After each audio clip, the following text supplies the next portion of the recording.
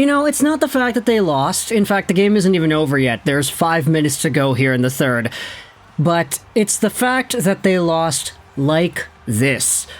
Vancouver had a huge opportunity in this Game 6 in Edmonton, but in a game where the result, you could say, was as predictable as you could have had, it's still disappointing to see the way in which this team fought back against an Oilers squad that was against the ropes. The series is now tied 3-3, heading back to Vancouver for Game 7 on Monday. And again, I'm in the middle of watching this game. There are 4 minutes and however many seconds to go in the third period, but there's no way the Vancouver Canucks are going to go out there and pull off a comeback win. Not like this. It's 5-1 as I'm talking into this microphone. Maybe it's 5-2 by the end of this video's recording, or maybe it's 6 or 7-1. Oh, it almost became 6-1 there. Nice chance in front for the Oilers. But either way, you could say that this was predictable.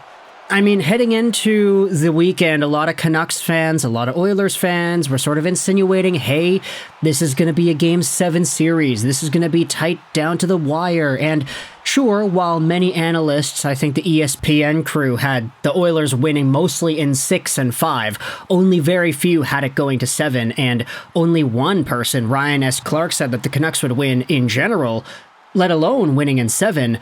So while going to Game 7 wasn't an unpredictable outcome, the way this game was played, my goodness.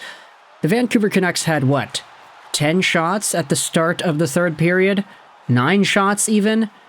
And just the lack of bite, the lack of explosivity, the inconsistent passing, and the defensive breakdowns. I mean, some of these goals the Oilers are scoring here, sure, you can blame certain things, but the fact is there are too many things to go out there and blame for a lot of these opportunities by Edmonton. First goal of the game, Dylan Holloway absolutely turnstiles Quinn Hughes. Holloway went Connor McDavid mode.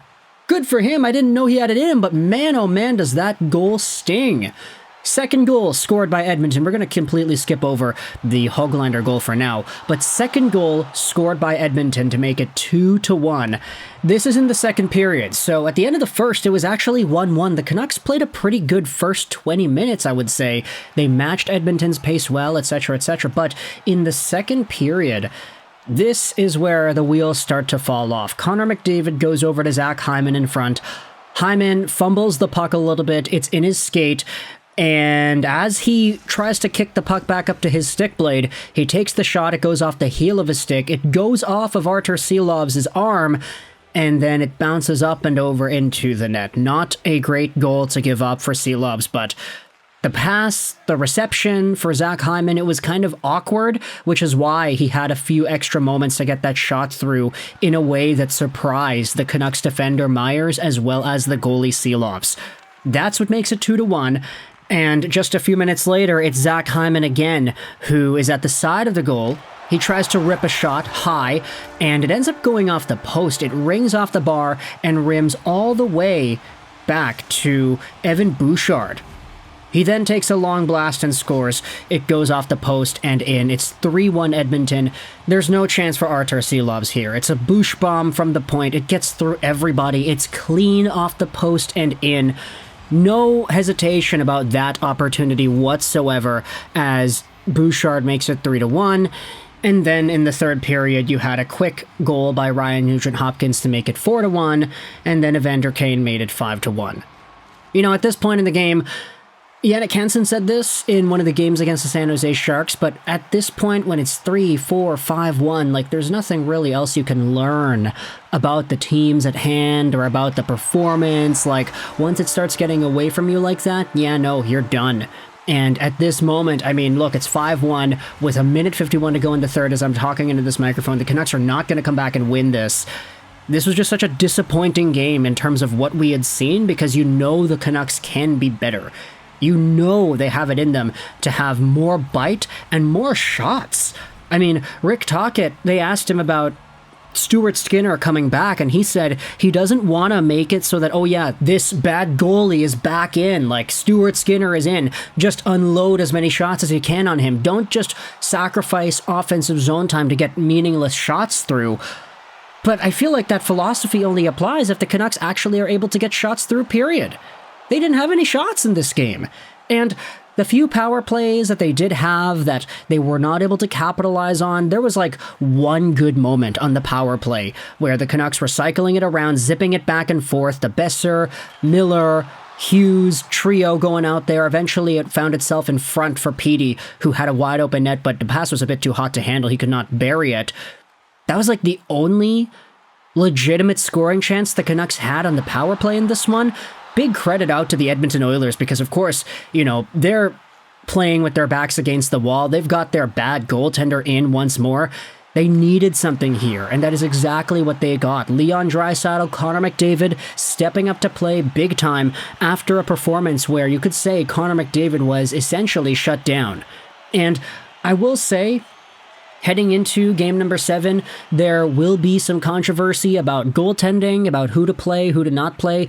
I would say it's got to be Stuart Skinner for Edmonton in Game 7 because he got the win here today. He had 15 shots against at the time of recording this audio. Maybe it becomes 16. Who really knows? It's probably not going to be because the Canucks just cannot get any pucks on goal in this game. But he made the saves he needed to make. He let in one from Nils Hoglander. Kind of a weird puck-watching play for the Oilers where Pettersson goes right down low, passes it out in front, and Hoglander finally gets a goal. Hronek finally gets an assist as well, so there you go. 2 guys that have needed to score points, finally getting points. It's just unfortunate because the rest of the Canucks offense, especially those top guys, the Millers, the Hugheses, the Boesers, the Lindholms, could not get anything going in this game. Edmonton shut him down. And now, with the game coming to a close, we have Game 7 coming out here on Monday. Oh boy, this is going to be crazy. Why did this have to be the only series to go to 7? Come on. Colorado, come on. Boston, Carolina, you guys couldn't have extended it to 7. Why do we have only this series? Now the Canucks or the Oilers are going to be tired heading into Dallas, and that's going to be really tough. So, yeah, okay, the game has just officially ended. Shots on goal, 27-15 for Edmonton. I was so confident in this one, right? Like, it's why we started recording the post-game video, like, ages before the game was even over. But the way this game was played, that might have been the worst Canucks game this entire playoffs. Not just from, like, an offensive point of view, but from a defensive point of view, how they weren't able to clear up those passes and not really get things going out of their own zone. Arturs Silovs didn't make the best saves here tonight. I mean, they did kill off, the Canucks that is, they did kill off a 5-on-3 for about a minute, which was awesome, but they weren't able to capitalize on any of that momentum. So, yeah, Vancouver, they dropped this one. Embarrassing, painful, shameful loss, 5-1 in regulation at the hands of Stuart Skinner, Evander Kane, Dylan Holloway, Zach Hyman, Evan Bouchard. What a great game played by the Edmonton Oilers. I cannot go out there and discredit that. Let me know your thoughts in the comment section below about the disappointment for Vancouver that was this Game 6. I hope you enjoyed this video, and bye.